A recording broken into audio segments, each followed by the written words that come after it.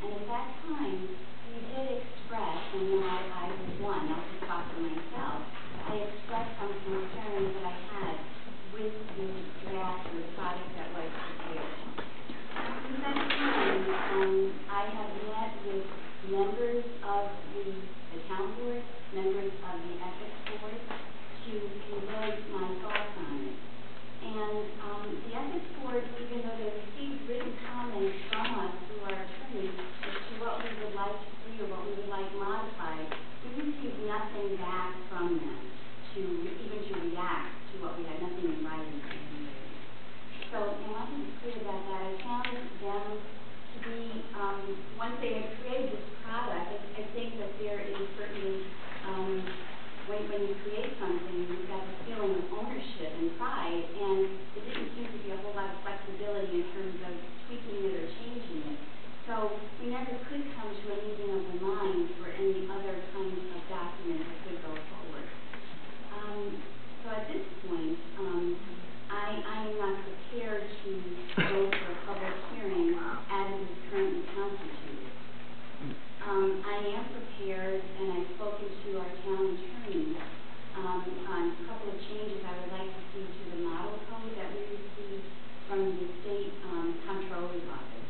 And I think that's a good document for us to work with. We're a town of less than 20,000 people. This model that the comptroller's office has given out throughout the state is for towns such as ours, size-wise, towns bigger than ours.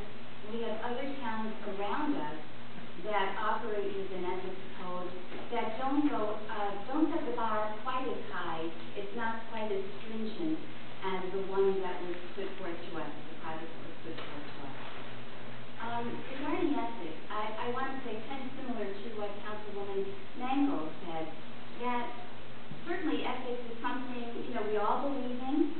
I believe that I've modeled my professional life and my personal life on a code of ethics. In fact, I'm a realtor.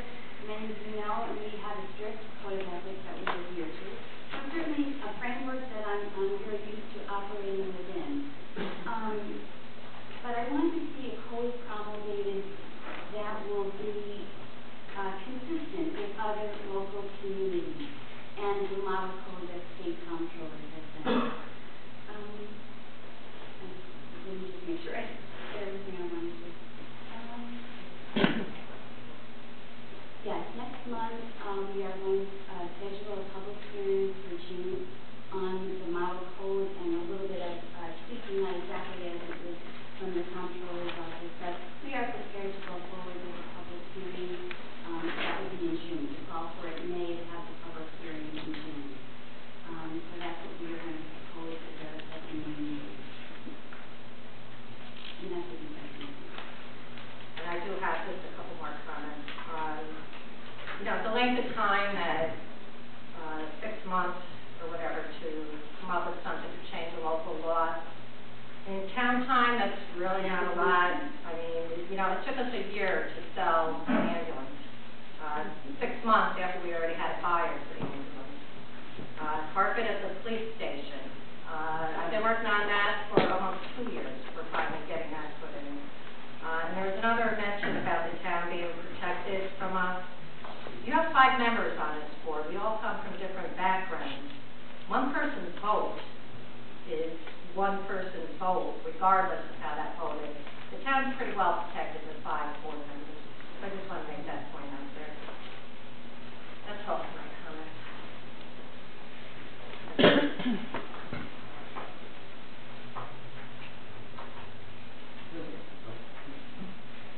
Councilor Maddox? Yes. Supervisor